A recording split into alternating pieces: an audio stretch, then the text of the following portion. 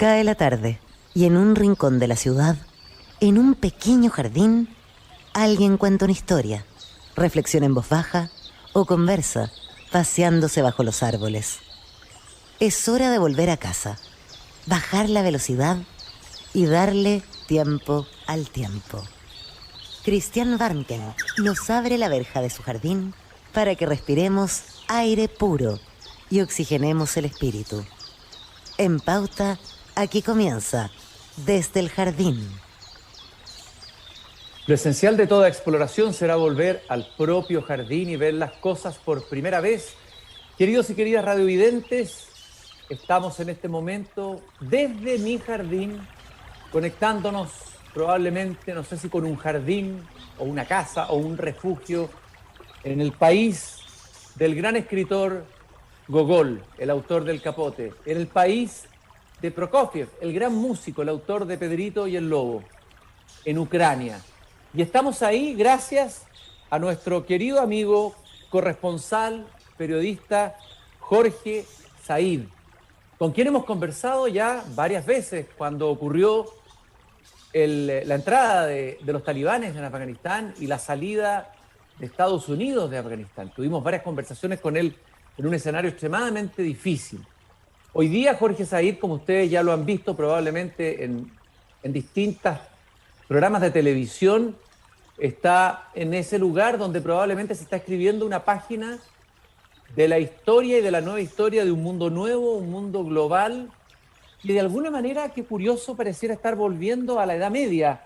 Peste y guerra, porque si algo marcó la Edad Media fueron las pestes y guerras. ¿Estamos ante una nueva Edad Media? ¿Está terminando la Pax Americana de la que se habla, que surgió después de la Segunda Guerra Mundial? ¿Está en crisis completo el mundo global? ¿Se inicia una nueva etapa de guerras? Vamos a conversar de eso, pero también de la dimensión humana tremenda de este conflicto con Jorge Said, que además está estrenando la temporada de ese interesantísimo programa Buscando a Dios. Yo estaba pensando, Jorge, y te veo ahí ya en una habitación de un hotel o algo, pensaba en esa frase de un ruso, Iván Karamazov, que decía que si hay un Dios que permite la muerte de un niño inocente, yo voy a bofeteo y escupo a ese Dios, decía Iván Karamazov. ¿Qué diría ahora Iván Karamazov de ver a su propio país y al gobernante bombardeando ciudades y colocando en peligro la vida de civiles? Jorge, qué gusto de escucharte y saludarte en esta tarde desde el jardín. No se te escucha el audio, Jorge. No se escucha.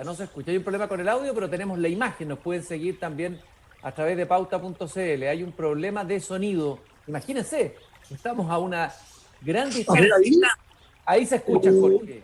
Ahí se escucha. Ahí se escucha, Jorge. Perfecto. Bueno, ahora puedes responderme la pregunta que te hice o la presentación que te hice. A ver, un segundito. Estoy con algunos problemas técnicos. Sí, lo que me parece muy importante es que, bueno, voy a seguir así porque si tú me ves y el audio está bien. No, yo te escucho. Lo importante es que te escuchamos, porque estamos en radio, así que lo fundamental es que te escuchemos. Bien. Yo también me hago muchas veces la pregunta, le pregunto a la gente acá, ¿dónde está Dios? Cuando realmente hoy día, por ejemplo, me tocó acompañar estas familias hacia la frontera. Y como hay una ley que obliga a todos los hombres que estén en condiciones de portar armas, por ejemplo, a no pueden salir del país, hay una prohibición total a cualquier hombre entre 18 y 60 años de salir del país, ver la cantidad de familias, las despedidas de estas madres que parten con sus hijos solas, absolutamente solas, los viejitos también, y los hombres se tienen que quedar. Entonces, vemos esa crueldad, quizás familias que nunca más se van a poder reunir, quizás el hombre a lo mejor va a ser una de las bajas en este conflicto, pero también las cosas de la vida, la mujer va a tener un estatus de refugiada en otro país, le pueden pasar tantas cosas. Entonces, veíamos el quiebre emocional tremendo que se provocaba justamente aquí en esta ciudad de Vinicia. Y ahí yo me preguntaba y le pregunté a las personas, bueno, Dios los abandonó. Y ellos me decían, son muy religiosos acá, tienen esta religión muy fuerte que es el cristianismo ortodoxo, que también lo tienen los rusos, es una religión de aproximadamente unos 250, 300 millones de personas, y ellos nos comentaban, mira, estamos vivos, y mientras estemos vivos es que Dios está con nosotros. Es una manera obviamente poética de decirlo. Hay que ver que la espiritualidad hoy día en el mundo occidental es cada vez menos en relación con la religión organizada, pero aquí todavía hay una gran presencia y hay que ver también que en términos religiosos hay mucho conflicto porque el patriarcado de Moscú se separó y se convirtió en un instrumento político. Entonces, está al servicio, obviamente, de los intereses del Imperio Ruso, a diferencia de lo que es el resto del patriarcado en Grecia. Es un tema más complejo, que obviamente no nos da para conversarlo ahora. Yo también soy un ignorante en ese tema, por lo tanto, me ha costado mucho entender las diferencias entre los diferentes patriarcados que hay en Alejandría, en Grecia, en Rusia, en Serbia y acá, por supuesto. Jorge, ¿dónde estás tú ahora exactamente, en este momento que estamos hablando? Sí, me hubiera encantado poder estar desde la Plaza Maidán para haberte mostrado en las imágenes una cosa más simbólica. Ahora estoy encerrado debido al toque de queda en una pieza de un hotel. Finalmente logré llegar a un hotel, llevo 24 horas buscando un lugar donde quedarme. Ayer pasamos la noche en un refugio con 10 grados bajo cero, sin poder dormir. La diferencia horaria con los noticieros en Chile también afecta mucho porque son ya un mes durmiendo 2 horas, 3 horas. Yo no creo que haya dormido más de 4 horas en todo este tiempo y por lo tanto eso también afecta inclusive la condición psicológica, física. A rato es muy peligroso porque uno se queda dormido en cualquier parte, lo que puede también ser... Dime una cosa, Jorge, pero tú estás en un barrio específico de Kiev o a las afueras de Kiev, ¿dónde? Estoy a 240 kilómetros de Kiev. Tuve que salir ayer porque ayer se generó un puente humanitario por donde podíamos salir, entre comillas, escapar del bloqueo ahí que teníamos. Entonces salimos a un lugar no tan lejos, a una ciudad grande. Yo quería venir acá porque el domingo se bombardeó el aeropuerto más importante aquí de esta región, que fue en este mismo lugar, y hoy día en la mañana estamos en Vinitsia, a 240 kilómetros, algo que se hacía en 3 horas antes. Hoy día hay que hacerlo en 7 horas porque nos vinimos por caminos rurales, con mucho campesino en armas. Me hacía recordar, obviamente, los libros de Tolstoy, Sí. La Guerra y la Paz, todo eso, aunque todo eso es más del Cáucaso, más del área rusa, pero aquí también se siente ese espíritu y bueno, y aquí hay una división un poquito en el país. Hay que ver que en el área cercana a Rusia, que yo vengo de allá, de lo que se llaman las regiones del Donbass, son 2 provincias, una que se llama Lugansk y la otra Donetsk. Estas están en manos de separatistas prorrusos desde hace 8 años. Y ahí la gente es prorrusa. Entonces hay que tener un poquitito de cuidado a la hora de analizar Ucrania. No es que todo el mundo esté con la OTAN, este es un país que tiene una parte de su población prorrusa porque no tienen otra referencia en esa área. Si uno lo mira en el mapa, se va a dar cuenta que Rusia es toda la frontera y por abajo, en la parte del sur, está el mar de Azov. Hoy día lo estarían perdiendo los ucranianos. Es su salida al mar muy importante por un océano que es como la continuidad, un mar que es la continuación del Mar Negro. Y Oye, del otro lado es Bielorrusia, por lo tanto, es una relación muy cercana a lo que es este imperio. Yo hablaba hoy día con académicos, me decían, el único imperio que existe en el mundo hoy día es el imperio ruso, porque aparte de China, que se quiera tomar Taiwán, o ahí tienen necesidad de conflictos que no se reconocen, y es la Rusia que quiere volver a recuperar el antiguo pasado de la Unión Soviética. Y un imperio, yo le preguntaba a los académicos, ¿pero por qué? ¿En qué se define un imperio? Porque Estados Unidos no es un imperio. Y ellos me decían, no, porque es una potencia económica, que es un imperio, podríamos decir económico, pero en términos del imperio político, el imperio político es un país que va en busca de otros territorios, a la conquista de otros territorios, pero de manera política, geográfica. Por ejemplo, como el imperio romano, que iba y conquistaba otro territorio y lo hacía una república de protectorado. En este caso, una nación... en este caso, aplicaría el concepto porque lo hicieron en Crimea, lo hicieron en partes de las regiones autónomas de Chechenia, lo hicieron en Georgia, en la parte de Georgia que estaba hoy día bajo control ruso. Y bueno, y es una amenaza, evidentemente, para países como Lituania, Letonia, Estonia, Hungría, Rumania, Bulgaria, todo lo que fue parte de la ex Unión Soviética. Jorge, Janusz Harari, el autor de Homo Deus, hizo una charla hace poco sobre el conflicto de Ucrania y él decía que Putin esperaba que la población ucraniana finalmente iba a abandonar el país, que el presidente también iba a abandonar o se iba a rendir, que la gente iba a recibir con flores a los tanques rusos, pero que todo eso fracasó y que la gente está recibiendo no con flores, sino que con bombas Molotov a los tanques rusos. ¿Comparte ese diagnóstico? ¿Es efectivo este relato que se ha armado de una resistencia ucraniana heroica dirigida por un líder que antes era un comediante, pero que ahora está metido en una tragedia? ¿Cómo lees tú y cuál es tu diagnóstico de cuán difícil ha sido para Putin o todo estaba dentro de los cálculos que él podría tener en esta invasión a Ucrania? Fíjate que es muy interesante porque lo vimos en Afganistán. Afganistán es un ejemplo muy, muy claro de lo que es la resistencia encarnecida de estos pueblos a ser dominados por grandes imperios. Lo vimos también en el caso de la inteligencia norteamericana, estadounidense, cómo fracasó completamente en Estados Unidos cuando ellos nos decían los talibanes van a llegar en 6 meses y llegaron en 2 semanas. Aquí en Rusia, aquí en Ucrania, pienso que hay algo similar, en el sentido de que el Kremlin, yo creo que no vio venir esta resistencia ucraniana. Yo creo que efectivamente se está dando una gran resistencia.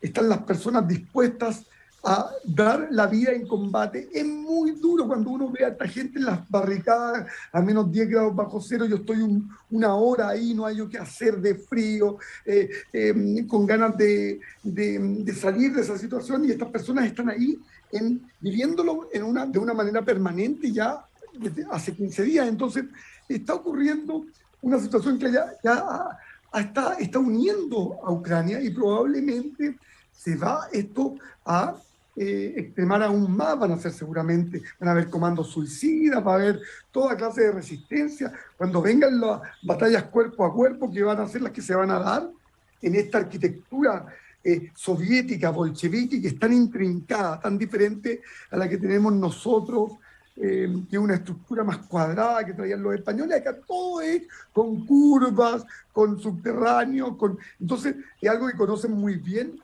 los ucranianos. Aquí yo te quería comentar 2 cosas históricas que me parece que te van a interesar muchísimo. Primero, un fenómeno que nosotros no conocemos. Yo lo conocí el año 2014, yo ya había estado aquí para la invasión, para el Euromaidán, y me tocó estar en Crimea. Y aquí ocurrió el año 1922, pero mucho más en 1933, que fue la reforma agraria. Llegaron aquí los comandos bolcheviques y se provocó que en ucraniano se dice Holodomor, es decir, la muerte, el holocausto por la muerte por hambre. Es decir, con la reforma agraria le quitaron todo a los campesinos ucranianos, le quitaron todas sus tierras, se redistribuyó la tierra de acuerdo al colectivismo, y esto fue un fracaso completo del plan de reforma agraria de Stalin. Y aquí habrían muerto entre 4 a 10 millones de personas, lo que es enorme, enorme. Entonces, ¿qué ocurre? Cuando uno va a las familias, siempre las familias tienen un abuelito, una tía, alguien que murió de hambre. Por lo tanto, hay un gran resentimiento hacia Rusia. Y luego viene la Segunda Guerra Mundial, que es el otro fenómeno que te lo quiero tocar rapidito, que es que una parte de Ucrania, en vista del horror que había ocurrido el año 1933, que es muy desconocido, porque esos archivos no se han todavía liberado, ni siquiera con la disolución de la Unión Soviética, la disolución de la KGB. Todavía no se sabe muy bien, recién ahora hay centros de estudio que están recopilando la información sobre la muerte por hambre, que fue un holocausto para esta nación. Y en la Segunda Guerra Mundial, mucha gente dice, oye, pero ¿cómo voy a estar con la Unión Soviética, con los bolcheviques, si nos han quitado las tierras y nos han aniquilado por hambre? Por lo tanto, se pasan a los nazis. Y ahí que desde ahí que hay un gran resentimiento de Rusia hacia una parte de Ucrania por haber formado parte de estos comandos nazis. Y la otra parte estuvo con los bolcheviques. Por eso que hay estos grandes museos que aquí no le llaman Segunda Guerra Mundial, aquí le llaman la Gran Guerra Patriótica. Y ese es el alcance que te quería hacer, porque la división viene desde hace mucho tiempo. Oye, hay una larga historia la de Ucrania. Es una nación que ha tenido distintos momentos, más de dependencia, más de independencia. Ha sido una historia larga la de Ucrania. Ahora, la pregunta que te quería hacer, Kiev en algún momento va a caer, salvo que esta resistencia persista y sea, bueno, va a ser heroica si es que persiste. En un momento va a caer Kiev, va a caer el puerto, no sé si Odessa va a caer o el otro puerto del que tú hablaste recién, y ahí va a quedar sin acceso al mar Ucrania. O sea, todo indica, incluso lo dicen expertos militares, que tiene que caer Ucrania en algún momento. Y uno diría, ¿esta va a ser una victoria de Putin o va a ser a la luz de todo lo que tú has visto, va a ser una victoria pírrica la de Putin? Bueno, a mí me parece más en ese sentido porque hay que ver lo que le ocurrió en Afganistán. Por eso que Afganistán es muy interesante como fenómeno histórico. Ahí ganaron, conquistaron a Afganistán, pero se tuvieron que ir. Y al final ha sido hasta el día de hoy algo que ha marcado a la sociedad rusa. Y lo ha marcado en términos también sociales. Recordemos que todo el opium que se consume en grandes cantidades, igual que en Estados Unidos, y que está en las periferias de Moscú, de todas las grandes ciudades rusas, viene de esa guerra de Afganistán, cómo se marcó la sociedad. Por lo tanto, aquí yo creo que es imposible someter a un país tan grande como Ucrania. Hay que verlo esto en términos de población, 42 millones de habitantes. Oye, te iba a preguntar ahí, Jorge, ¿cuántos habitantes tiene Kiev? Y cerca de 3 millones de habitantes, pero bueno, hay que también contar el Gran Kiev, que son todos los pueblitos periféricos, por lo tanto ahí sube muchísimas personas, alrededor de 3 millones, una ciudad, además de una belleza. Yo le comentaba hoy día a personas que me preguntaban, ¿dónde te gustaría vivir? ¿París o Kiev? Me pregunta. Yo prefiero Kiev, porque la arquitectura, la gente, la amabilidad, estos pueblos también que están con otro tipo son muy amables. Hay una cercanía social. Ahora, efectivamente, lo que tú dices es muy claro. Yo no sé qué va a ocurrir con Rusia, porque recordemos que esta guerra también es hacia el interior. Estamos viendo todas las leyes que están pasando en Rusia. Estaba con mi amigo de EFE que se fue desesperado porque ya el periodismo internacional no está corriendo allá. Cualquier periodista que ocupe la palabra guerra, invasión, lo pueden condenar a 15 años, pero no solamente a los periodistas, sino que también a todos los activistas sociales, toda la gente en las redes. ¿Qué va a pasar con Rusia? ¿Cómo están reprimiendo? ¿Cómo estamos volviendo? Hay también aquí, Cristian, y yo sé que estos temas tú los analizas también muchísimo, es el concepto de esta democracia occidental, que está siendo también sometida a un tremendo desafío. Se está hablando mucho de un fracaso también del concepto, porque estamos viendo lo que está ocurriendo en China. Una tremenda dictadura en China, que yo la viví. Es un terror. Uno no puede ni siquiera viajar en tren libremente. Lo mismo va a ocurrir en Rusia y en todas estas regiones que están bajo la órbita. Estamos hablando del mundo de Asia Central, Azerbaiyán, Armenia, todas estas regiones que es un mundo muy grande. Y por otro lado, estamos viendo que aquí también, y esto es una cosa patética y que hay que criticarla, porque también, así como que está ocurriendo con la Comunidad Económica Europea, por ejemplo, no ocurrió familias de estudiantes de África, de Nigeria, que no las están dejando entrar a Polonia. ¿Por qué se está haciendo algo tan duro, tan racista, porque hay que decir las cosas como son. Yo me acuerdo, y lo sufría, me acuerdo con los barcos, cuando se estaba hundiendo un barco en el Mediterráneo que traía a 400, 500 inmigrantes de África Central, de la África subsahariana, y los italianos, los franceses, los alemanes sabían dónde estaba el barco. ¿Qué les costaba ir a rescatarlo? Dejaban morirse a estas personas.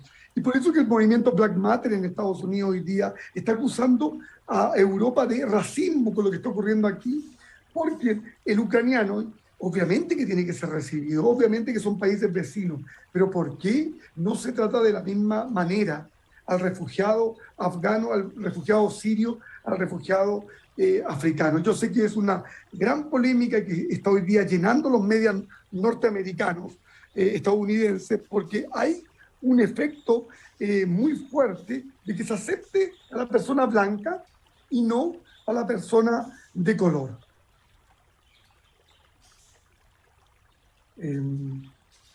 ¿Perdón? ¿Cristian? Estoy conversando con Jorge Said. Estamos conectados de jardín a jardín, un jardín ucraniano o una ciudad que es un jardín, tal como tú la describes, una hermosa, bella ciudad, una cultura, una nación, un pueblo. ¿Ese pueblo ucraniano se siente abandonado por Europa, se siente abandonado por Occidente, así como hay un resentimiento hacia los rusos que viene del pasado? ¿Se está incubando un resentimiento hacia las potencias, hacia Estados Unidos, hacia Europa, etcétera, Jorge? Por el sensación de abandono, de que hubieran esperado tal vez mayor ayuda militar, mayor presencia, mayor acción. Y claro, es una pregunta muy complicada porque Rusia amenaza a cualquier país que se involucre. Rusia está en una situación un poquitito suicida, es decir, si no, nosotros vamos a atacar somos la potencia nuclear más importante del mundo, inclusive tiene más ojivas y bombas nucleares que Estados Unidos. Entonces, es una situación extremadamente complicada. ¿Cómo interviene la OTAN y hace este cierre de los cielos para que no puedan entrar los aviones rusos y bombardeen las ciudades?